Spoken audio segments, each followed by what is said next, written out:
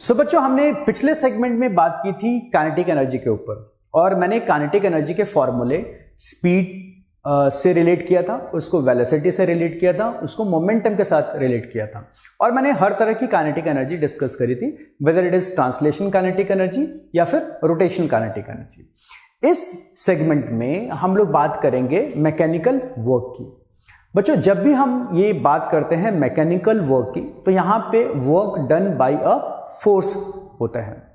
वो फोर्स या तो फील्ड फोर्स हो सकता है जस्ट लाइक ग्रेविटेशन, इलेक्ट्रोस्टैटिक्स।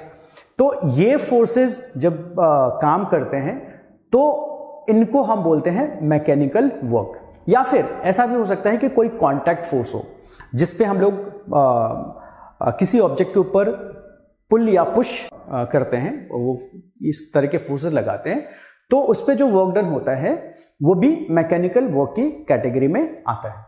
ठीक है, अब देखिए मैकेनिकल वर्क तो आपने समझ लिया कि जब भी मैं इस चैप्टर में वर्क डन की बात करूंगा तो it is always associated with a force. तो बच्चों हमेशा याद रखना वर्क इटसेल्फ इनकम्प्लीट फ्रेज है, कंप्लीट फ्रेज है work done bye a force. तो हमेशा वर्क एक फोर्स की वजह से होगा, हमेशा याद रखना।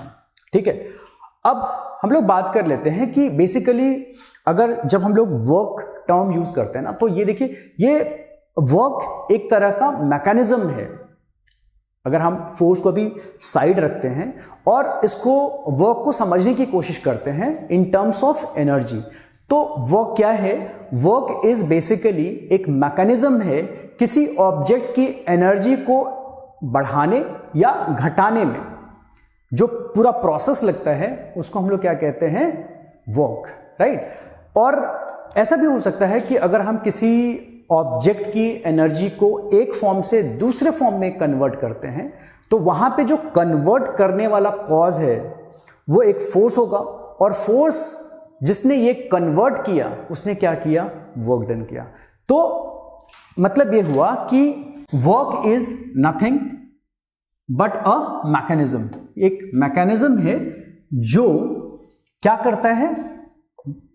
करता है? एनर्जी में चेंज लाता है। Which brings change in energy, है ना, चेंज इन एनर्जी। ठीक है, या फिर और क्या कर सकता है? ये एनर्जी ट्रांसफॉर्म कर सकता है, एनर्जी ट्रांसफॉर्मेशन, है ना, transformation.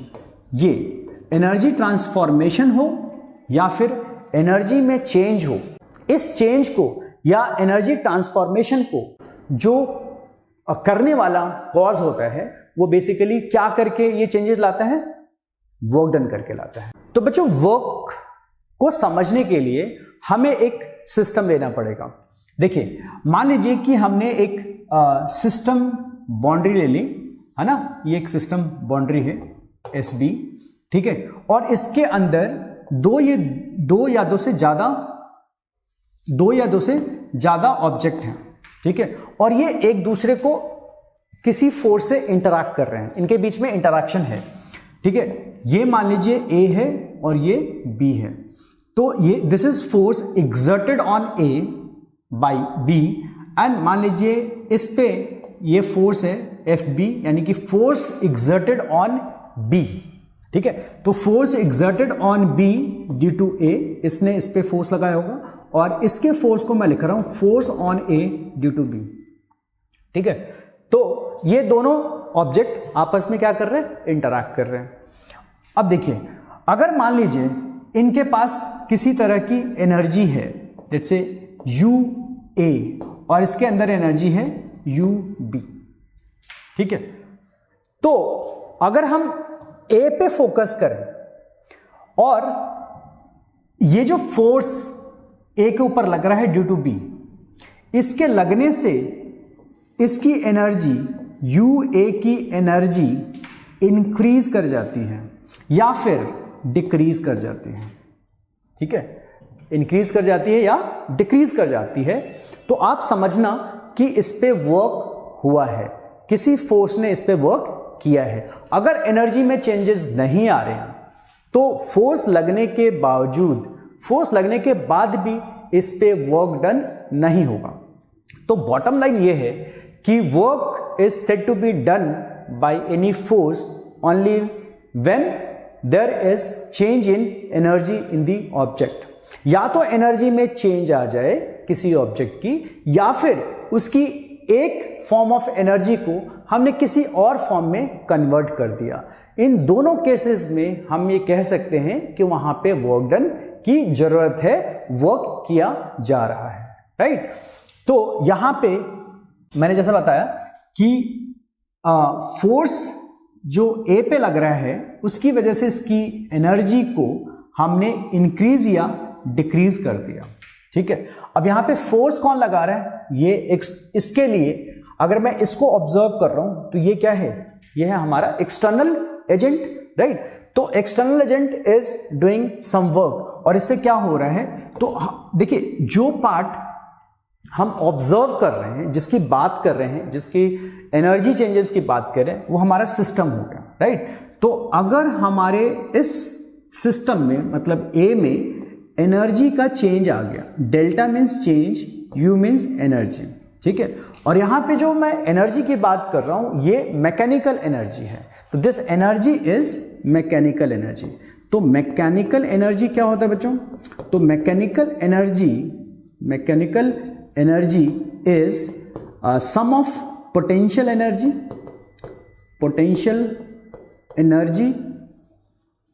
Plus kinetic energy. Potential energy और काइनेटिक एनर्जी का सम कहलाता है मैकेनिकल एनर्जी। तो अगर एक सिस्टम की एनर्जी में चेंज आता है बाय डूइंग, कैसे आता है, एक सिस्टम के अंदर एनर्जी में चेंज कैसे आएगा, अगर कोई एक्सटर्नल एजेंट वर्क करता है तो work is done by some external force, ठीक है। तो work done by external force, तो बेसिकली वर्क डन वो तरीका है या वो प्रोसेस है जिसकी वजह से किसी सिस्टम की एनर्जी में चेंज आ जाता है, उसी को हम लोग कहते हैं वर्क डन। और हम इस सिस्टम की एनर्जी, जब भी हम एनर्जी ऑफ सिस्टम रेफर करते हैं तो यहां पे एनर्जी दो तरह की है, तो चेंज इन एनर्जी, और यहां पे सिस्टम की एनर्जी की जगह लिख सकते हैं potential energy plus kinetic energy, ठीक है, इक्वल टू क्या हो गया, work done by some external force, ठीक है। अच्छा, यहां पे एक चीज का हमेशा ध्यान रखना है बच्चों, अभी तो सिर्फ आपको मैंने क्या किया है, मतलब आपको जो मैंने समझाया है वो समझाने की कोशिश की है कि एक्सटर्नल एजेंट जब भी वर्क करता है तो वो उससे क्या होता है कि सिस्टम की एनर्जी में चेंज आता है। अब थोड़ा सा इसको और डिटेल में समझते हैं कि अगर एक सिस्टम की potential energy plus kinetic energy दोनों में चेंज आ रहा है, that is total mechanical energy, तो ये जो work done by external agent है ना, इसमें जो फोर्स है that should be net force. ये क्या होना चाहिए, नेट फोर्स। मान लीजिए कि हमारे पास एक ब्लॉक है और ब्लॉक के ऊपर बहुत सारे फोर्सेस लग रहे हैं, ठीक है, एक फोर्स ये लग रहा है, एक फोर्स ये लग रहा है ना, डिफरेंट डायरेक्शन में भी लग सकता है और सेम डायरेक्शन में भी लग सकता है। मान लीजिए ये तीन फोर्सेस इस पे लग रहे हैं, ठीक है, इससे इसकी एनर्जी में चेंज आ रहा है, ठीक है। तो वो एनर्जी उसकी पोटेंशियल भी हो सकती है और उसकी काइनेटिक भी हो सकती है, या दोनों के कॉम्बिनेशन हो सकते हैं। तो मान लीजिए इसकी एनर्जी में जो चेंज आया है, इस system, block is our system है, तो सिस्टम की एनर्जी में जो चेंज होगा वो work done bye F1 plus F2 plus F3, ठीक है। ये तीनों जो एक्सटर्नल फोर्सेस काम कर रहे हैं, इनके वेक्टर सम से जो फोर्स आएगा उसकी वजह से हमें वर्क डन निकालना है। या इसका एक तरीका और भी है कि आप इसको अलग अलग लिख सकते हो, work done bye F1 plus work done bye F2 plus work done bye F3। ये तीनों तरीकों से आप मतलब अलग अलग फोर्सेस की वजह से वर्क डन निकालो और उनका सम कर दो विद साइंस। हो सकता है कि कोई फोर्स पॉजिटिव वर्क डन करे, कोई फोर्स नेगेटिव वर्क डन करे, या कोई फोर्स वर्क ही ना करे। जैसा कि मैंने आपको अभी बताया था कि फोर्स एक्सर्ट करने से जरूरी नहीं है कि उस पर वर्क डन हो, ठीक है। तो इन तीनों फोर्सेस के अलग अलग, ये बहुत अच्छा तरीका है बच्चों, जब भी आप न्यूमेरिकल सॉल्व करोगे तो क्लैरिटी के लिए आप स्टार्टिंग में ऐसे कर सकते हो कि हर इंडिविजुअल फोर्स की वजह से वर्क डन निकालो और उसको ऐड कर दो।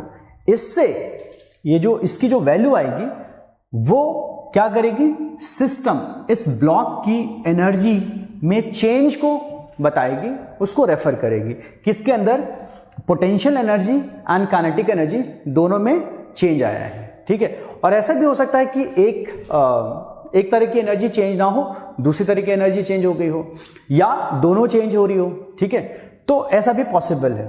ठीक है, तो सबसे इंपॉर्टेंट जो मुझे लगता है हर बच्चे को ये समझ आना चाहिए, मतलब आप सीधा वर्क डन कैलकुलेट करने के लिए फॉर्मूला जो यूज करते हो, उससे पहले आपको ये समझना बहुत जरूरी है कि work done is mechanical work done is basically change in energy, that is potential plus kinetic energy का जो सम है, वो एक ऑब्जेक्ट, एक पर्टिकुलर ऑब्जेक्ट की mechanical energy change is equal to work done by net external force. ये बहुत ही important formula है बच्चों। तो हमारा ये पहला फॉर्मूला ये हो गया।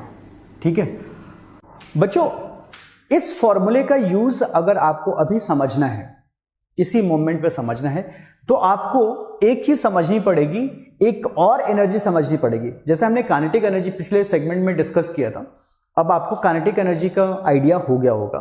अब अगर हम पोटेंशियल एनर्जी और समझ लें कि क्या होती है, तो ये चैप्टर पढ़ना बहुत ही आसान हो जाएगा और इंटरेस्टिंग भी हो जाएगा। तो आइए पहले देखते हैं कि पोटेंशियल एनर्जी क्या होती है। ठीक है, तो व्हाट इज पोटेंशियल एनर्जी? मैं आपको बताता हूं कि पोटेंशियल एनर्जी बेसिकली, ये जो टर्म है ना पोटेंशियल एनर्जी, पहली बात तो पोटेंशियल एनर्जी टर्म जो है ना, पोटेंशियल एनर्जी, ये इसके बारे में आप कब सोचना शुरू करोगे, किस पॉइंट पे आके, या क्वेश्चन के अंदर, सिचुएशन के अंदर ऐसी क्या चीज देखोगे जिससे आपको ऑटोमेटिकली आपके अंदर से आए कि अरे हाँ, यहां पे क्या है, पोटेंशियल एनर्जी है। कैसे समझ आएगा? देखिए मैं आपको समझाता हूं कि पोटेंशियल एनर्जी या किसी भी तरह की एनर्जी, पहले समझने के लिए आप देखिए कि जो वहां पे ऑब्जेक्ट्स के बीच में क्या होना चाहिए, एक इंटरैक्शन होना चाहिए, या फोर्स ऑफ अट्रैक्शन या फोर्स ऑफ रिपल्शन, दोनों में से कुछ हो, एक दूसरे पे फोर्स एग्जर्ट कर रहे हो, तभी पोटेंशियल एनर्जी होगी। नंबर 1, तो सबसे पहले क्या चेक करना है कि whether they are getting interacted with each other और नॉट। अगर इंटरैक्ट नहीं कर रहे हैं तो वहां पे पोटेंशियल एनर्जी 0 होगी। ठीक है, ओके। अब मान लेते हैं कि एक सिस्टम के अंदर दो ऑब्जेक्ट हैं और दोनों ऑब्जेक्ट इंटरैक्ट कर रहे हैं। तो अगर इंटरैक्शन है, ठीक है, तो हम ये देखेंगे दूसरी चीज कि क्या वो एक सर्टेन पोजीशन में है एक दूसरे के रिस्पेक्ट में, मतलब क्या उनका एक पर्टिकुलर कॉन्फ़िगरेशन है। कॉन्फ़िगरेशन क्या होता है? Configuration is basically arrangement. तो हर एक arrangement of objects in a system, मतलब विद इन बाउंड्री, हम अगर इसकी बात करें, इन दोनों की बात करें, तो इस बाउंड्री के अंदर ये दोनों ऑब्जेक्ट हैं। तो अरेंजमेंट ऑफ ऑब्जेक्ट्स मतलब इन दोनों ऑब्जेक्ट्स की अरेंजमेंट का सीधा मतलब है कि इनके बीच में कितना डिस्टेंस है। ठीक है, तो अगर किसी सिस्टम के अंदर ऑब्जेक्ट्स की अरेंजमेंट है, पर्टिकुलर टाइप की अरेंजमेंट है, ठीक है, जो एक सेपरेशन है, उस सेपरेशन की वजह से इसके अंदर क्या होगी, एक एनर्जी होगी जिसको हम लोग बोलेंगे पोटेंशियल एनर्जी, राइट। तो यहां पे देखिए, मान लीजिए ये ए ऑब्जेक्ट है, ये बी ऑब्जेक्ट है, और ये आप ऐसे ले लो ना, ये अर्थ है और ये मून है। ठीक है, तो अर्थ और मून के बीच में क्या है, अर्थ और मून के बीच में एक सर्टेन डिस्टेंस है, सर्टेन डिस्टेंस पे हैं और अर्थ एंड मून एक दूसरे को क्या कर रहे हैं, पुल कर रहे हैं, ठीक है। तो पुलिंग है यानी कि इंटरैक्शन है और इनके बीच में एक अरेंजमेंट है। तो ऐसे केस में हम ये कहते हैं कि इस सिस्टम के अंदर क्या है, इस सिस्टम के अंदर पोटेंशियल एनर्जी है। अच्छा, पोटेंशियल एनर्जी के साथ मजे की बात यह है कि जब हम पोटेंशियल एनर्जी रेफर करते हैं ना, तो potential energy of the system या पोटेंशियल एनर्जी ऑफ ए या पोटेंशियल एनर्जी ऑफ बी, तीनों चीजें एक ही बात है।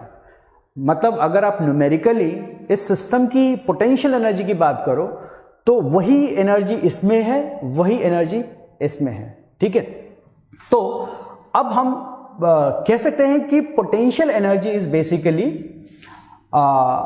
Arrangement of objects in a system which are interacting with each other, ठीक है, each other। तो एक ऐसा अरेंजमेंट जिसमें ऑब्जेक्ट एक दूसरे को इंटरैक्ट कर रहे हैं, पुल या पुश कर रहे हैं, तो समझिए कि उसके अंदर, उस सिस्टम के अंदर एनर्जी है और वो एनर्जी है पोटेंशियल एनर्जी।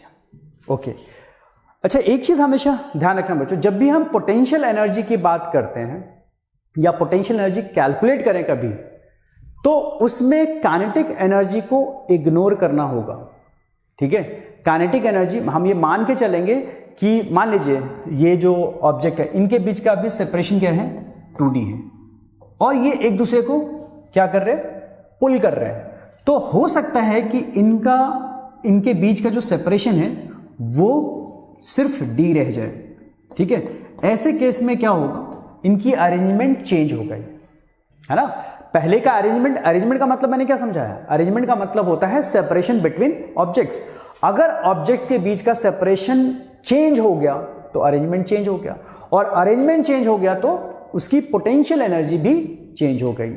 यानी हमेशा ध्यान रखना बच्चा, एक अरेंजमेंट एक पोटेंशियल, मतलब एक सर्टेन अरेंजमेंट के साथ एक सर्टेन पोटेंशियल रिलेटेड है, और अगर अरेंजमेंट आप बदल दोगे तो उसके अंदर की पोटेंशियल एनर्जी भी चेंज हो जाएगी। तो यहां पे दोनों के बीच का सेपरेशन क्या था, 2D था, अब सेपरेशन क्या हो गया, D हो गया। तो अब अरेंजमेंट चेंज हो गया, अरेंजमेंट अब बदल गया, ठीक है। मान लीजिए initial potential energy initially suppose करो x जूल्स थी। अब यहां की जो फाइनल इस सिचुएशन की पोटेंशियल एनर्जी है फाइनल, वो y जूल्स हो जाएगी। वो हम लोग डिस्कस कर लेंगे कि अगर ऑब्जेक्ट के बीच में सेपरेशन कम हो रहा है या बढ़ रहा है तो उनकी पोटेंशियल एनर्जी पे क्या इंपैक्ट आता है, वो बढ़ता है या घटता है, वो हम लोग अभी डिस्कस करेंगे। फिलहाल हमें इस बात पे फोकस करना है कि एक पर्टिकुलर अरेंजमेंट मतलब पर्टिकुलर पोटेंशियल एनर्जी। तो मैं लिख देता हूं particular arrangement means particular potential energy, है ना। तो एक अरेंजमेंट एक पोटेंशियल एनर्जी, अरेंजमेंट में चेंज। तो मान लीजिए मैं पोटेंशियल, इस अरेंजमेंट को ऐसे लिख देता हूं कि एक अरेंजमेंट, ठीक है, और यहां पे लिख देता हूं पोटेंशियल एनर्जी। अगर चेंज इन अरेंजमेंट करेंगे तो चेंज इन पोटेंशियल एनर्जी आ जाएगी। तो arrangement change in potential energy, इसको भी आप फॉर्मूले की तरह आप रख सकते हो अपने दिमाग में, ठीक है। ये बहुत ही इंपॉर्टेंट चीज है बच्चों, इसको जरूर याद रखना। क्या बताया मैंने, change in arrangement, change in potential energy of the given system. Okay, तो ये बात हमने कर ली कि arrangement change, potential energy change. अब सवाल ये है कि पोटेंशियल एनर्जी कैसे चेंज होती है, कब घटती है और कब इसे बढ़ाया जाता है। देखो बच्चों, एक बहुत ही इंपॉर्टेंट बात बता रहा हूं मैं बहुत ही इंपॉर्टेंट बात बता रहा हूं, ये आपको सीधा सीधा ग्रेविटेशन और इलेक्ट्रोस्टैट्स में हेल्प करेगा ये कॉन्सेप्ट, ठीक है। देखिए आप लिख लीजिए कि नेचुरली मतलब अगर एक सिस्टम को छोड़ दिया जाए, ठीक है, तो सिस्टम के विदिन जो फोर्सेस लग रहे होते हैं, मान लीजिए कि दो ऑब्जेक्ट हैं स्पेस में और ग्रेविटेशन पुल से एक दूसरे को पुल कर रहे हैं और पास आ रहे हैं, ठीक है। तो इसके पास आने से, ये जो पास आना इसमें क्या है, ये नेचुरली हो रहे हैं, हमारे इस पे हमने कोई फोर्स नहीं लगाया बाहर से, ये एक दूसरे को आपस में अट्रैक्ट करते हुए ये नेचुरली पास आ रहे हैं। तो ये प्रोसेस हम कह सकते हैं कि ये प्रोसेस नेचुरली हो रहे हैं। इसी तरह से अगर दो पॉजिटिव चार्जेस को अगर हम स्पेस में ऐसे छोड़ दें, ठीक है, तो वो क्या होगा, और वहां उसके मासेस को हम लोग इग्नोर कर लेते हैं, सिर्फ चार्जेस की बात करते हैं। तो दो लाइक चार्जेस हैं, तो लाइक चार्जेस क्या होगा, अगर मान लो यहां पे आपने रख दिया तो वो नेचुरली क्या होंगे, सेपरेट होंगे। समझ रहे हो मेरी बात? लाइक चार्जेस पॉजिटिव पॉजिटिव एक दूसरे को रिपेल करते हैं तो वो नेचुरली सेपरेट होंगे। अगर पॉजिटिव चार्ज और इसमें नेगेटिव चार्ज है तो क्या होंगे, नेचुरली अट्रैक्ट करेंगे। तो ये जो नेचुरली जो एक स्पॉन्टेनियस तरीके से अरेंजमेंट में चेंज आना, जब भी ऐसा आप देखो तो किसी भी नेचुरल प्रोसेस में, है ना, मैं लिख देता हूं, in natural process potential energy. अच्छा, और एक चीज यहां पे मेंशन करना बहुत जरूरी है कि इन नेचुरल प्रोसेस में हमेशा ध्यान रखना है कि स्पीड गेन ना हो। मतलब जब आप कैलकुलेट कर रहे हो तो ऐसा देखिए, अगर मैं कहूं कि दो चीजें आपस में अट्रैक्ट कर रही हैं और उसकी स्पीड नहीं बढ़ रही हो, ऐसा नहीं हो सकता। हो सकता है उनकी स्पीड बढ़े, लेकिन जब तक आप सिर्फ उनकी पोटेंशियल एनर्जी को कैलकुलेट कर रहे हो तो आप उनके स्पीड, उनके मोमेंटम को इग्नोर कर दीजिए, ठीक है। तो ये कैलकुलेट करने का तरीका है, ठीक है, कि हम काइनेटिक एनर्जी को इग्नोर कर रहे हैं। तो in any natural process potential energy always decreases. बच्चों, अभी आपने ग्रेविटेशन नहीं पढ़ा है, मे बी अभी आपने इलेक्ट्रोस्टैटिक्स नहीं पढ़ा है, मैं आपको ये जो लाइन बता रहा हूं ना, ये हमेशा याद रखिएगा, ये बहुत ही इंपॉर्टेंट कॉन्सेप्ट है, ठीक है। आपको क्वेश्चन लगाने में, क्वेश्चन सॉल्व करने में ये बहुत हेल्प करेगा कि जब भी कोई प्रोसेस, जब एक सिस्टम के अंदर जो ऑब्जेक्ट्स के बीच में अरेंजमेंट, अब देखिए अरेंजमेंट जब मैं बोलता हूं तो हमेशा याद रखिएगा कि उनके बीच का रिलेटिव सेपरेशन की बात कर रहा हूं। अगर रिलेटिव सेपरेशन चेंज हो रहा है तो अरेंजमेंट चेंज हो रहा है, और अगर अरेंजमेंट चेंज हो रहा है तो उसकी पोटेंशियल एनर्जी चेंज हो रही है। और अगर ये जो अरेंजमेंट चेंज हो रहा है, अगर ये नेचुरली हो रहा है, किसी एक्सटर्नल एजेंट के बिना हो रहे हैं, तो आप समझना कि इसकी पोटेंशियल एनर्जी डिक्रीज हो रही है। बच्चों, ये बात बहुत ही ध्यान से सुन लो और हमेशा याद रखना, पोटेंशियल एनर्जी में हमेशा डिक्रीमेंट होगी, हमेशा डिक्रीज करेगा अगर वो नेचुरली अपनी अरेंजमेंट को, अपनी पोजीशंस को, रिलेटिव पोजीशन को चेंज कर रहा है तो उसकी पोटेंशियल एनर्जी डिक्रीज होगी।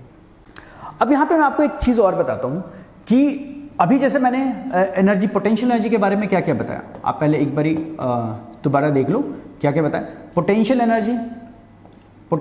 एनर्जी पहली चीज़ बताई मैंने, इससे रिलेटेड एक अरेंजमेंट की वजह से, ठीक है।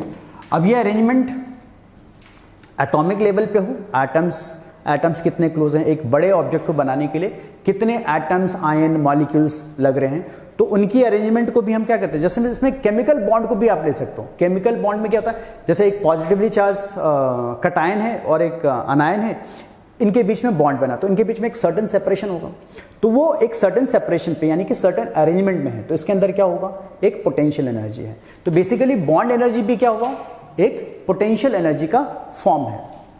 तो अरेंजमेंट मतलब रेफर्स टू पोटेंशियल एनर्जी। ठीक है, अब मैंने क्या बोला कि अगर नेचुरल प्रोसेस होगा तो उस नेचुरल प्रोसेस में क्या होगा, पोटेंशियल एनर्जी हमेशा क्या होगी, पोटेंशियल एनर्जी ऑलवेज डिक्रीजेस। अब बात कर लेते हैं कि नेचुरल प्रोसेस में कौन सा फोर्स इन्वॉल्व होता है। देखिए, नेचुरल प्रोसेस हमेशा म्यूचुअल इंटरैक्शन की वजह से होता है। वो प्रोसेस ऐसा होता है जिसमें ऑब्जेक्ट के बीच में सेपरेशन कम भी हो सकता है अगर वहां पे फोर्स अट्रैक्टिव है, और ये सेपरेशन बढ़ भी सकता है अगर वहां पे फोर्स रिपल्सिव है। दोनों ही केसेस में, क्योंकि ये नेचुरली है, आपस के फोर्स के इंटरैक्शन की वजह से हो रही है, तो दोनों ही केस में हमारा पोटेंशियल एनर्जी डिक्रीज होगा। ठीक है, अब ये जो एक चीज तो समझ आ रही है यहां पे कि म्यूचुअल इंटरैक्शन की वजह से, यानी कि यहां पे जो change in potential energy, natural process में चेंज इन पोटेंशियल एनर्जी जो होगी, चेंज इन पोटेंशियल एनर्जी, अब ये बात भी हमें पता लगे कि नेचुरल प्रोसेस में पोटेंशियल एनर्जी डिक्रीज होती है, तो चेंज इन पोटेंशियल एनर्जी को डिक्रीज दिखाने के लिए क्या लगाएंगे, साइन नेगेटिव। नेगेटिव का मतलब ये अंडरस्टूड है, साइन देकर हमें समझ आएगा कि ये डिक्रीज इन पोटेंशियल एनर्जी है। और वर्क कौन कर रहा है, वर्क कर रहा है आपस के फोर्सेस। मतलब अगर हम एक सिस्टम कंसिडर करें, उसमें दो ऑब्जेक्ट हैं, तो इनके बीच में आपस में जो फोर्सेस लग रहे हैं इस बाउंड्री के बाहर से नहीं है, विद इन द सिस्टम लग रहे हैं। तो ऐसे फोर्सेस को जो सिस्टम के अंदर जो ऑब्जेक्ट्स होते हैं वही एक दूसरे पे अगर फोर्स लगाते हैं तो उनको क्या बोलते हैं, इंटरनल फोर्स। ठीक है, क्योंकि हम टुगेदर इन दोनों ऑब्जेक्ट को देख रहे हैं, एक साथ देख रहे हैं, तो इनके बीच के फोर्सेस को क्या बोलेंगे, इंटरनल फोर्स। तो नेचुरल प्रोसेस है, ठीक है, नेचुरल प्रोसेस है, तो नेचुरल प्रोसेस में पोटेंशियल एनर्जी डिक्रीज होती है, और ये वर्क डन बाय कौन से फोर्स, इंटरनल फोर्स की वजह से होता है। तो work done by internal force. ठीक है, ये इंटरनल फोर्स। तो बच्चों ये हमेशा आप ध्यान रखना। तो हम यहाँ पे जो हम लोग स्टार्टिंग में ये कर रहे थे कि वर्क डन, यहाँ पे लिख रहे थे work done bye all the forces. ठीक है, और यहाँ पे लिख रहे थे चेंज इन एनर्जी। ठीक है, और अगर मैं चेंज इन एनर्जी को change in kinetic energy plus ये मैकेनिकल एनर्जी की बात हो रही थी, तो change in mechanical energy is work done by net external forces, ये लिखा था। अब अगर मैं चेंज इन मैकेनिकल एनर्जी को change in kinetic energy plus change in potential energy लिख देता हूं, ठीक है, तो ये क्या हो जाएगा, work done by net external forces. ठीक है, अब यहां से देखिए, यहां पे चेंज इन पोटेंशियल एनर्जी को क्या लिख सकता हूं, अगर मैं ये नेगेटिव साइन इस तरफ लेके जाऊं तो क्या होगा, change in potential energy equal to, ये साइन अब इस तरफ आ गया तो क्या होगा, negative of work done by internal forces, IF लिख देता हूं। ठीक है, तो change in potential energy is negative of work done by internal forces. ठीक है, अब अगर मैं इसकी जगह पे delta KE plus delta PE, मतलब चेंज इन पोटेंशियल एनर्जी की जगह अगर मैं लिख दूं negative of work done by internal forces, ठीक है, equal to work done by net external forces. ठीक है, तो यहां से एक चीज आ रही है बच्चों, बहुत ही इंटरेस्टिंग है कि change in kinetic energy equal to क्या हो जाएगा, work done by net external forces plus, अगर ये इस W को मैं इस तरफ ले आऊं, work done by internal forces, तो यहां पे क्या आ जाएगा, work done by internal forces. इसका मतलब ये हो गया कि change in kinetic energy is work done bye all the forces, whether it is internal or external. तो ये work done by external force plus work done by internal force, इसी को बच्चों कहते हैं वर्क एनर्जी थ्योरम। तो बहुत ही important theorem है वर्क एनर्जी थ्योरम।